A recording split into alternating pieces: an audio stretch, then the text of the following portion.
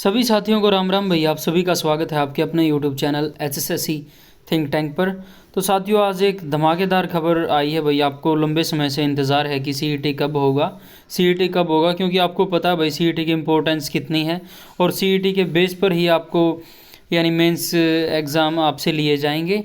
तो ये भास्कर खास में आज न्यूज़ आई है साथियों, और इस न्यूज़ का विश्लेषण करेंगे अच्छे तरीके से। क्या ऐसा संभव हो सकता है या नहीं, या सिर्फ एक यानी एक कटिंग है न्यूज़ की। एचएसएससी के चेयरमैन लगातार 3 दिन से कर रहे हैं बैठकें, सीएस को भेजी जाएगी रिपोर्ट। भाई इस चीज़ में कोई दो राय नहीं है कि लगातार मीटिंग्स हो रही हैं सेंटर्स को लेकर। सेंटर कहाँ पर दिए जाएं, सेफली तरीके से एग्ज़ाम कंडक्ट कैसे करवाया जाए, किस एजेंसी को यानी किस एजेंसी को एग्ज़ाम कंडक्ट करवाया जाए। तो इन सभी चीज़ों पर बैठकें लगातार हो रही हैं। ठीक है, गर्मी की छुट्टियों से पहले सीईटी कराने की तैयारी, खामियां दूर करने में जुटा आयोग। 7 दिन पहले 2300 केंद्रों पर लगेंगे सीसीटीवी। 2300 केंद्रों पर आपका सीईटी का आयोजन होगा, और उस पर आपको पता भाई सीसीटीवी कैमरे तो लगाए ही जाएंगे। 15 मई के आसपास कराया जा सकता है सीईटी। सूत्रों का कहना है कि आयोग यह तैयारी कर रहा है कि सीईटी में कुल मिलाकर 16 लाख से अधिक उम्मीदवार हो सकते हैं। इसी क्षमता के अनुसार सभी जिलों में परीक्षा केंद्र बनाए गए हैं। इसमें 2300 परीक्षा केंद्र शामिल है। हालांकि चंडीगढ़ में भी अब की बार परीक्षा की तैयारी है। बहुत संभव है कि मई के दूसरे सप्ताह यानी 15 मई के आसपास यह परीक्षा हो सकती है। भाई एक बार न्यूज़ को अच्छे तरीके से पढ़ लें, फिर इसका अच्छे तरीके से विश्लेषण करेंगे। हरियाणा कर्मचारी चयन आयोग कॉमन एलिजिबिलिटी टेस्ट की तैयारी में जुट चुका है। इसके लिए पहले सभी तरह की खामियां दूर करने का प्रयास किया जा रहा है, ताकि पोर्टल खोलने पर किसी प्रकार की कोई कसर बाकी न रहे। आयोग के अधिकारी इस संदर्भ में कई बैठकें कर चुके हैं कि पिछले 3 दिनों से लगातार बैठकों का दौर जारी है। आयोग ने कर्मचारियों को अवकाश न लेने की हिदायत भी दी है, ताकि तैयारियों में अवरोध न हो। सूत्रों को कहना है कि एचएसएससी सीईटी को लेकर अब विज्ञापन जारी करने की योजना तैयार कर रहा है। विज्ञापन के जारी होते ही पोर्टल को करीब 15 दिन के लिए खोला जा सकता है। सूत्रों का यह तक कहना है कि ग्रीष्मकालीन अवकाश से ठीक पहले आयोग इस परीक्षा को पूरा करना चाहता है, क्योंकि ग्रीष्मकालीन अवकाश के दौरान स्टाफ की दिक्कतें बढ़ सकती हैं। ऐसे में बहुत संभव है कि सीईटी को मई के आखिरी सप्ताह से ठीक पहले करा लिया जाए।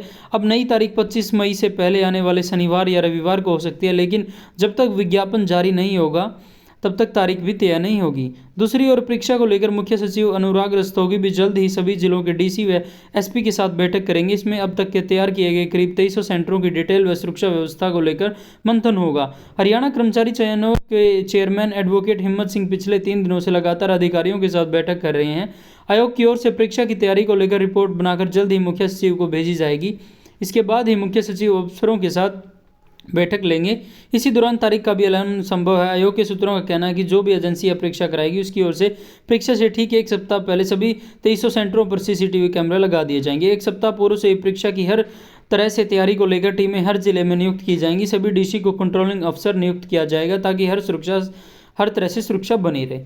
तो भाई अब बात करते हैं। देखो, अभी भी बच्चे जो है माननीय चेयरमैन से मिले थे, तो जो बातें निकल कर आ रही हैं वो ये निकल कर आ रही हैं कि आपका 15 अप्रैल तक आपका पोर्टल आपके सामने हो सकता है। पोर्टल ओपन होते ही देखो, मैं 15 दिन बोल रही हैं, 15 दिन तो नहीं भाई, अगर इन्होंने यानी स्पीडली तरीके से भी काम किया तो 1 महीना तो कम से कम आपको मिलेगा फॉर्म फिल करने का।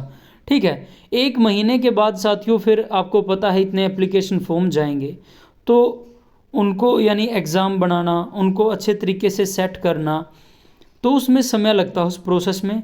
ये मान के चलो आपको 15 अप्रैल तक स्पीडली तरीके से भी काम होता है, पोर्टल ओपन होता है, तो 1 महीना तो आपके कम से कम फॉर्म फिल करवाने का आपको मिलेगा। तो 15 अप्रैल से हो गया 15 मई। अब भाई अगले 10 दिनों में इतना काम संभव नहीं है मेरे हिसाब से, और जो भी मेरा अनुभव है, क्योंकि कोई 1-2 महीने तो तैयारी की नहीं है, 7-8 साल का अनुभव है एचएसएससी के साथ।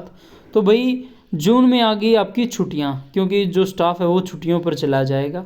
तो जून महीना मैं आपको लंबे समय से बताते आ रहा हूँ कि आपका जुलाई में एग्ज़ाम होगा, और जुलाई के हिसाब से साथियों अपनी तैयारी करो। लेकिन अगर आपको इन चीज़ों को सीरियस भी लेना है तो अपना भाई सिलेबस कम्प्लीटली जो है मई तक कंप्लीट करके चलो। ठीक है, मई तक तो कंप्लीट करो। मई तक आपका शेड्यूल बना लो कि इस मई की तारीख तक तो मुझे अपना सिलेबस कंप्लीट करना है।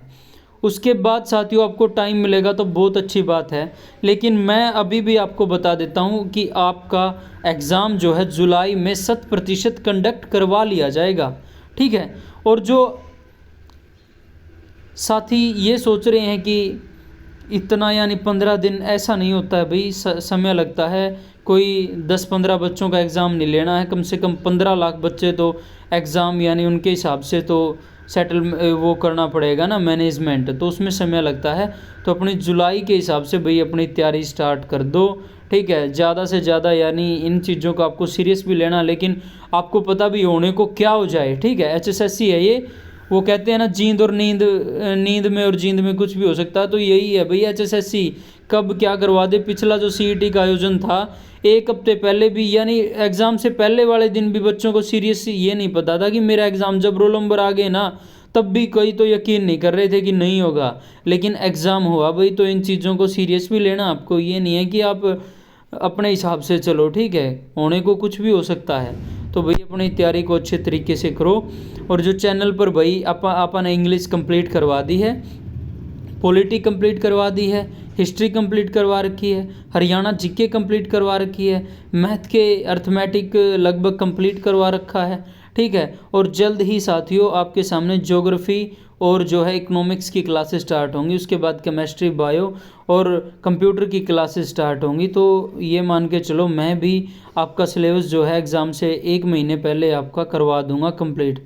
तो भाई, और सिलेबस इस तरीके से करवाया गया है कि कम समय में आपको बेहतरीन सीखने को मिले, ठीक है। तो ज़्यादा से ज़्यादा भाई सभी सब्जेक्ट्स की प्लेलिस्ट अलग अलग बना रखी है, तो जाके चैनल पर प्लेलिस्ट के अंदर विजिट करो भाई, वीडियो को लाइक किया करो, अपने साथियों के पास शेयर किया करो और चैनल को ज़्यादा से ज़्यादा सब्सक्राइब कर लो। धन्यवाद साथियों, सभी साथियों को राम राम।